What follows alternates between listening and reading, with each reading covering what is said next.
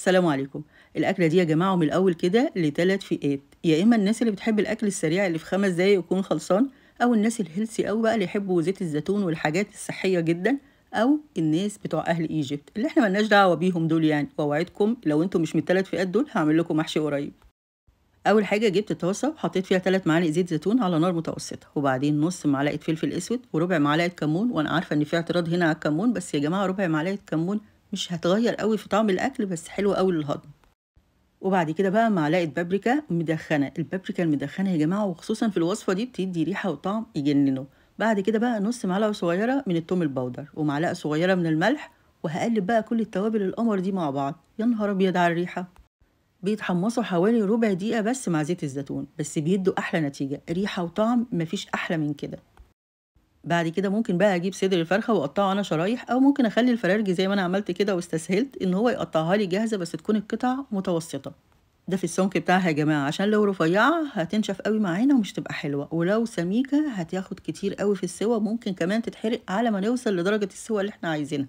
وعلى فكرة لو ما بتحبوش طعم زيت الزيتون ولو ان طعمه مش بيبان خالص، او حتى ما عندكوش، ممكن قطعة زبدة صغيرة مع معلقتين زيت ما يكونش طعمه قوي قوي، هيبقوا برضو تحفة. وهتاخد قد ايه في السوا؟ مش اكتر من 5 دقايق. اول ناحية كده هتاخد حوالي دقيقتين، بعد كده هقلبها على الناحية التانية حوالي دقيقتين، وبعدين بقى هقلبهم كمان مرة كده زي ما انتوا شايفين، مثلا نص دقيقة دقيقة زي ما تاخد معاكم حسب السمك بتاعها.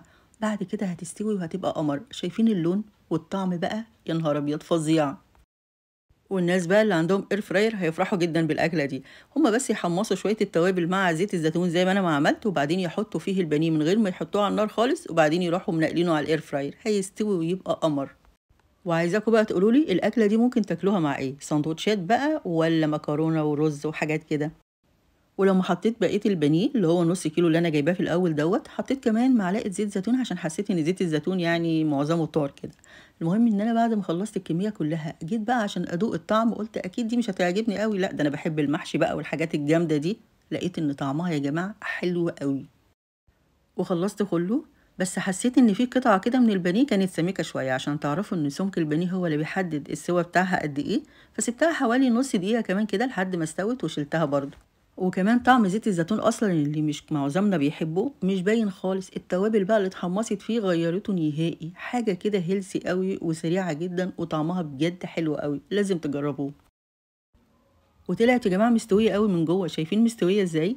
يا ريت بقى تبعتوها لكل حبايبكم، وخصوصا الناس اللي بتحب الاكل الهيلسي والسريع والحاجات اللي بزيت الزيتون والحاجات دي، هتعجبهم الاكله دي جدا. والاهم من كل ده تصلوا على النبي عليه الصلاه والسلام، وكلنا نفكر بعض عشان ناخد اكبر حسنات ممكنه. والف هنا وشفا، والسلام عليكم.